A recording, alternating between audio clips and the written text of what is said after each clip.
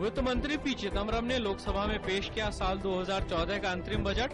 वित्त मंत्री ने बताया चालू वित्त वर्ष के दौरान निर्यात वृद्धि 6.3% बढ़कर 326 अरब डॉलर रहने की उम्मीद। उन्होंने कहा कि हमने बुनियादी ढांचागत क्षेत्र को जबरदस्त प्रोत्साहन दिया।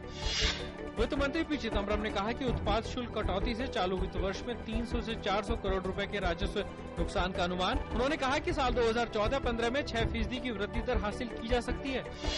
अंतरिम बजट में छोटी कारों, मोटरसाइकिल और स्कूटर के अलावा स्वदेशी मोबाइल और साबुन सस्ते करने का है प्रस्ताव। ऑटोमोबाइल उद्योग को राहत देने के लिए छोटी कार, मोटरसाइकिल, स्कूटर और वाणिज्यिक वाहन पर उत्पाद शुल्क 12% से घटाकर 8% किया जाएगा। अंतरिम बजट में आयकर की दरों को पूर्व की भांति रखा गया है। 1 करोड़ रुपए से अधिक की आय वाले धनाढ्य व्यक्तियों पर 10% का अधिभार जारी रहेगा। 10 करोड़ रुपए से अधिक के कारोबार पर 5% का अधिभार। वित्त वर्ष 2013-14 की तीसरी और चौथी तिमाही में जीडीपी वृद्धि दर कम से कम 5.2% रहेगी। वित्त मंत्री ने कहा कि राजकोषीय घाटे में कमी, चालू खाते के घाटे पर अंकुश, स्थिर विनिमय दर और परियोजनाओं के क्रियान्वयन में तेजी कड़ी मेहनत का नतीजा है।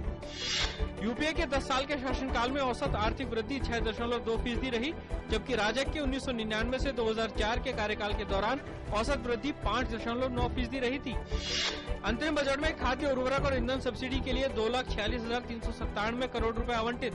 वित्त मंत्री ने बताया कि कलपकम में 500 मेगावाट का फास्ट ब्रीडर परमाणु रिएक्टर जल्द तैयार हो जाएगा। इसके अलावा 7 परमाणु रिएक्टर निर्माणाधीन। संसदीय कार्य मंत्री कमलनाथ ने तेलंगाना विधेयक के मुद्दे पर कहा कि कल इसे लोकसभा में पेश किया जाएगा। इस पर उठ रहे शोर शराबे को लेकर उन्होंने कहा कि जिसे भी अपनी बात रखनी है वो सदन के नियमों का पालन करे। प्रधानमंत्री डॉक्टर मनमोहन सिंह ने एक संतुलित और देश की आर्थिक स्थिति की सही तस्वीर देने वाले लेखानुदान पेश करने पर वित्त मंत्री पी चिदम्बरम को बधाई दी। प्रधानमंत्री ने कहा कि एक रैंक और एक पेंशन से जुड़े मुद्दे का समुचित समाधान निकाला गया है। सूचना और प्रसारण मंत्री मनीष तिवारी ने 2014 के अंतरिम बजट की सराहना करते हुए कहा कि इसे आम लोगों के हित में बनाया गया है। मनीष तिवारी ने कहा कि सरकार ने राजस्व घाटे को कम करने में कामयाबी हासिल की है और जो योजनाएं लोगों के लिए शुरू की हैं उनसे उनको फायदा पहुंचेगा। बसपा सुप्रीमो मायावती ने बजट को चुनावी बजट का नाम देते हुए कहा कि परोक्ष रूप से मध्यम वर्ग को फायदा देने की कोशिश की गई है। उन्होंने कहा कि इससे यूपीए को चुनाव में कोई फायदा नहीं मिलेगा।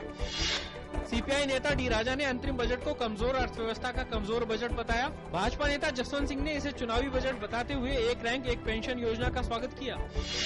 कांग्रेस उपाध्यक्ष राहुल गांधी ने जम्मू कश्मीर के सरपंचों से मुलाकात की। मुलाकात के दौरान उन्होंने कहा कि हम चाहते हैं कि न केवल पंचायती राज में बल्कि सरकार और कांग्रेस पार्टी में सरपंचों को मजबूत बनाया जाए। गोवा पुलिस ने तहलका के पूर्व संवादक तरुण तेजपाल के खिलाफ आरोप पत्र दाखिल किया।